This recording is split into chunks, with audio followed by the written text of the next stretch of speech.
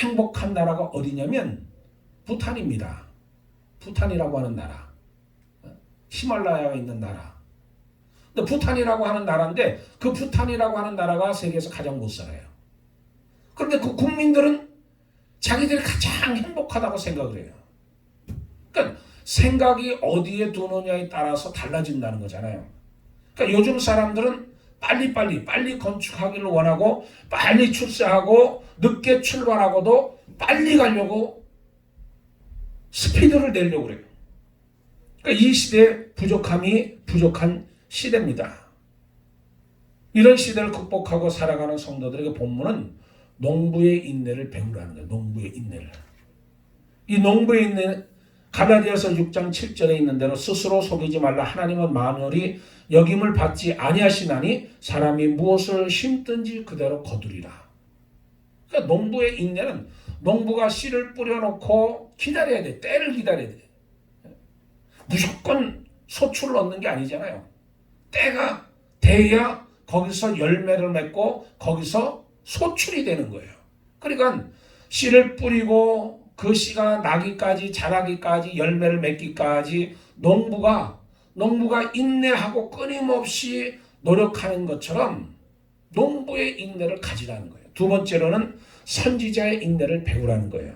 10절에 형제들아 주의 이름으로 말한 선지자들로 고난과 오래 참음을 본 삼으라. 선지자들은 어떤 사람이냐면 하나님의 말씀을 받아서 내가 하나님의 말씀을 그대로 전하는 거잖아요. 그대로 전하는 거예요. 그러니까 농부의 인내와 선지자의 인내가 달라요. 농부의 인내는 열매를 맺기 위해서 결실을 맺기 위해서 인내하는 거예요.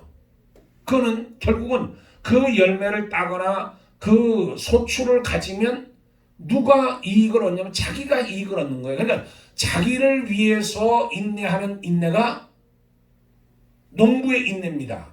근데 선지자의 인내는 달라요. 선지자 인내는 하나님이 나에게 주시는 말씀을 내가 받아서 그 말씀을 백성들에게 전하면서 받는 고난이에요. 그러면 받는 고난인데 그건 누구를 위한 거냐면 선지자를 위한 게 아니고 다른 타인을 위해서 인내하라는 거예요. 다른 타인을 위해서, 다른 사람을 위해서. 그래서 선지자들은 엄청난 고통을 당하죠. 여러분 모세를 한번 보세요. 이스라엘 백성들 중에 지금 이스라엘 백성들, 지금 이 시대에 살고 있는 이스라엘 백성들이 누구를 가장 존경하냐면 물론 다윗도 있지만 이 모세를 제일 존경합니다. 모세, 위대한 지도자거든요. 이스라엘을 세우기까지 있었던 그 지도자가 모세잖아요. 모세가 얼마나 위대한 지도자예요. 그런데 이 모세도 엄청난 어려움을 당했어요. 불평과 불만 그 가운데서 얼마나 어려움을 많이 당했습니까? 오죽하면 이스라엘 백성들이 돌로 쳐 죽이려고 했을 거예요. 그러니까 그런 고난을 누가 받았냐면 모세도 받았다는 거예요. 모세도. 그러니까 너희도 선지자의 인내를 배우라는 거예요. 남을 위해서, 다른 사람을 위해서, 타인을 위해서 감옥에 gat히기도 하고 목베임을 당하기도 하고 그럼에도 불구하고 선지자들은 끝까지 포기하지 않고 그 고난이나 환난을 다 겪었다는 거잖아요. 우리가 하나님의 말씀을 들어야 할 무지몽매한 백성들을 위해서 저와 여러분이 참는 거예요. 저와 여러분이 참는 거예요. 하나님의 영광을 위해서 사는데 믿는 사람들이 세상 사람들에게 미움을 받을 때가 있잖아요. 원수는 마귀는 저와 여러분을 가만 놔두질 않아요. 베드로전서에 있는 대로 우는 사자는 산길자를 찾아서 헤맨다고 그랬어요. 그러니까 누구를 쓰러뜨릴까, 누구를 조동해서 문제를 일으킬까, 범죄하게 만들까, 어떻게 하면 깨어지게 할까. 그러니까 마귀는 우는 사자처럼 산길자를 찾아서 때로는 이리가, 때로는 늑대가 양의 탈을 쓰고 우리에게 다가와요. 다가와서 우리를 구렁텅이에, 우리를 지옥으로, 우리를 죽이려고 만드는 일들이 얼마나 많이 있습니까? 예수님도 당했는데. 그리고 다양한 방법으로 핍박을 하잖아요. 다양한 방법으로. 성경에 보면 수많은 선지자들이 고난과 핍박을 당하는데 에레미야 선지자 같은 경우는 감옥에 수없이 드러났고 결국은 구덩이에 산채로 던져지기도 했잖아요. 그리고 다니엘 선지자는 어려서 끌려가서 고난당하다가 사자 굴속에까지 들어갔어요. 그리고 우리가 아는 대로 하박국 선지자는 뼈가 썩는 것 같은 고통을 받았다고 그랬어요. 뼈가 썩는 것 같은. 또 에스더는 하만의 음모 때문에 이방 땅에서 민족이 몰살당할 위기까지 당했잖아요. 스데반 집사는 돌에 맞아 순교했고, 사도 바울은 옥에 갇히기도 하고 매도 수없이 맞고 여러 번 죽을 고비를 넘길 만큼 큰 고난을 당했습니다. 그 외에 수많은 믿음의 선배들이, 믿음의 선지자들이 얼마나 많은 고난을 당했어요. 10절에 형제들아 주의 이름으로 말한 선지자들을 고난과 오래 참음의 본으로 삼으라. 본으로 삼으라.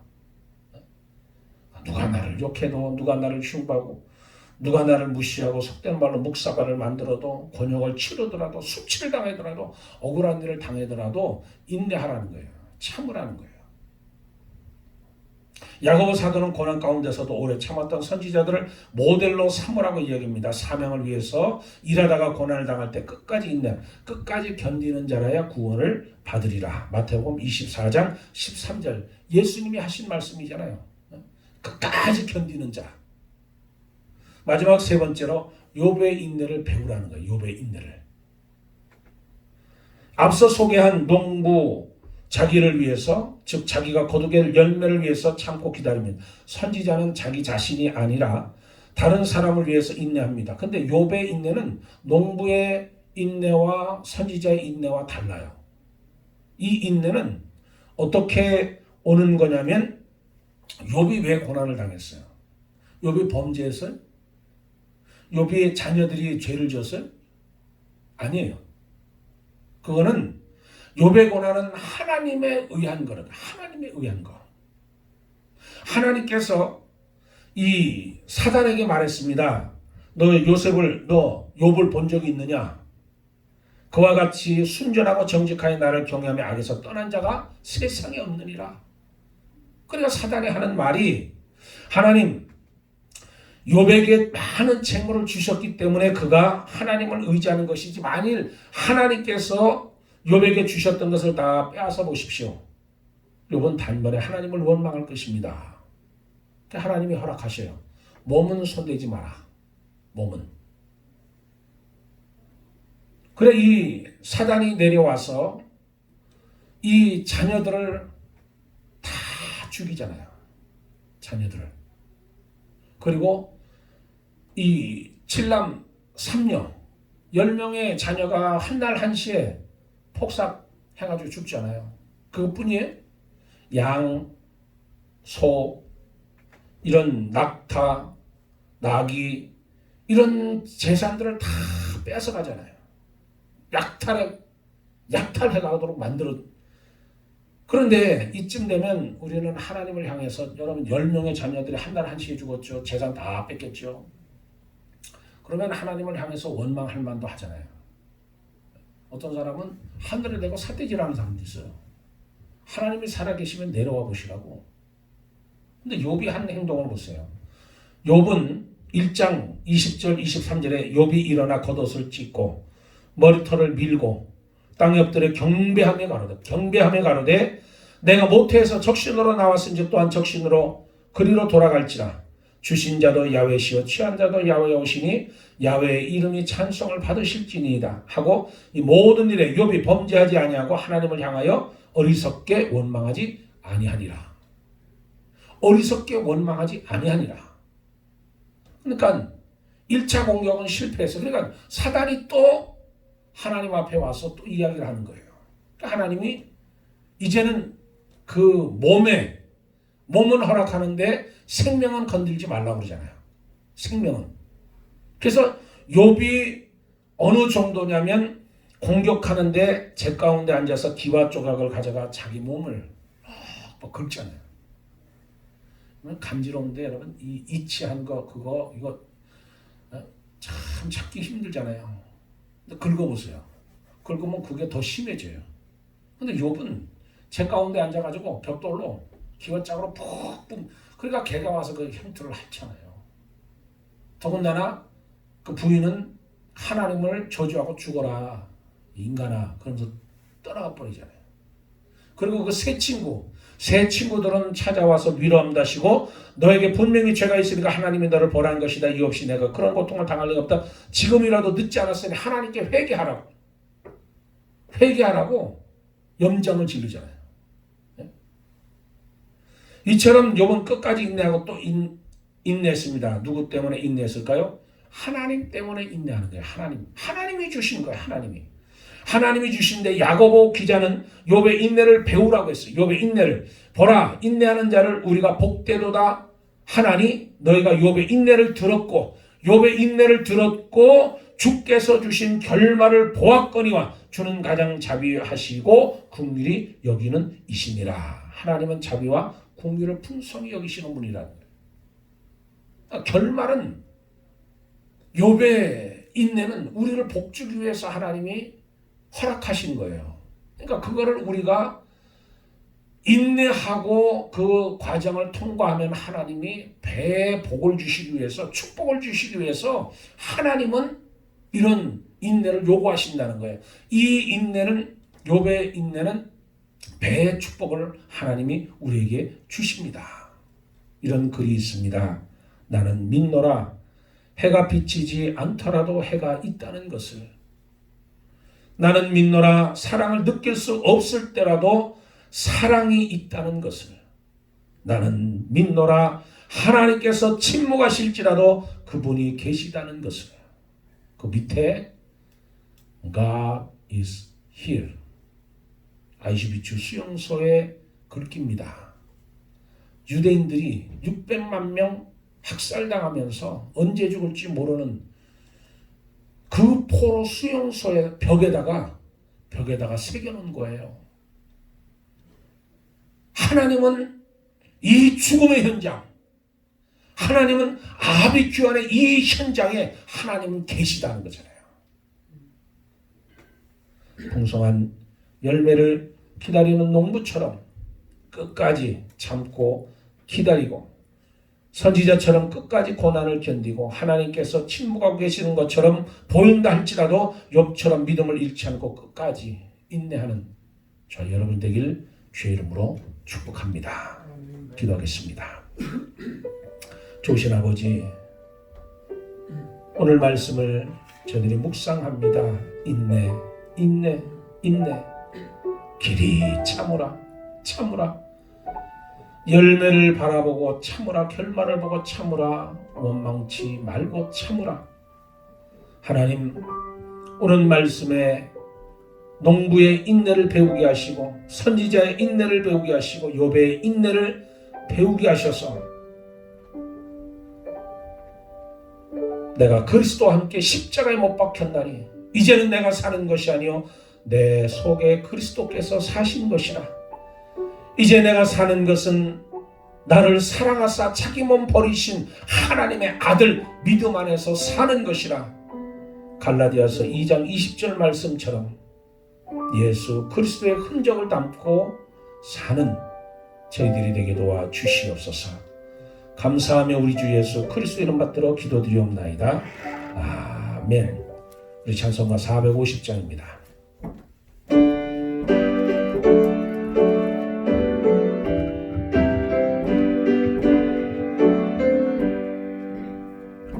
내 평생 소원 이것뿐 주의 일 하다가 이 세상 이별하는 날 주 앞에 가리라.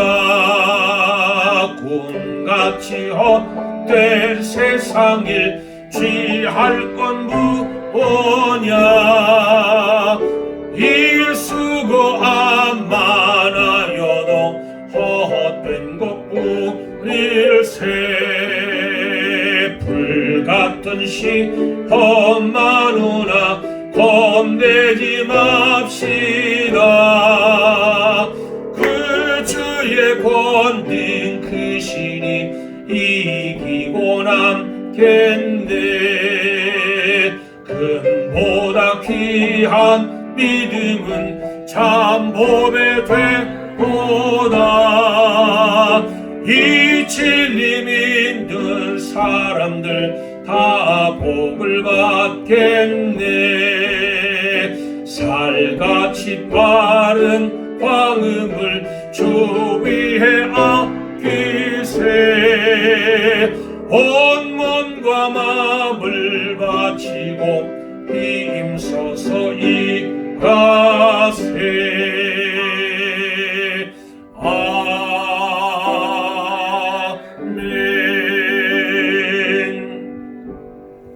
우리 다 같이 일어서셔서 1장을 부르시겠습니다.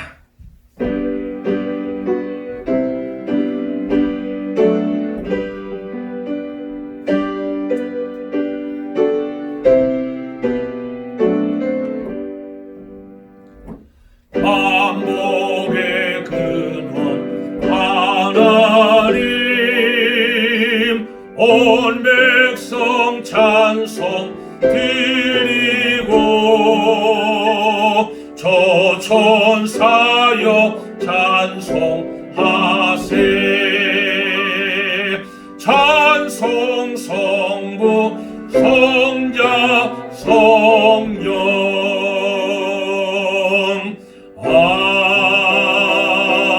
아멘. 지금은 인류를 위한 유일한 구속자이신 예수 그리스도의 은혜와 우리의 삶을 사랑의 빛으로 영원하게 하시는 하나님 아버지의 극진하신 사랑과 삶의 미래를 은혜의 빛구동으로 인도하시는 성령의 역사하심이 복음 안에서 참된 지혜로운 삶을 살겠다고, 또 인내하며 살기를 다짐하는 성도들의 머리 위에 영원토록 함께 하시기를 간절히 축원하옵나이다. 아멘.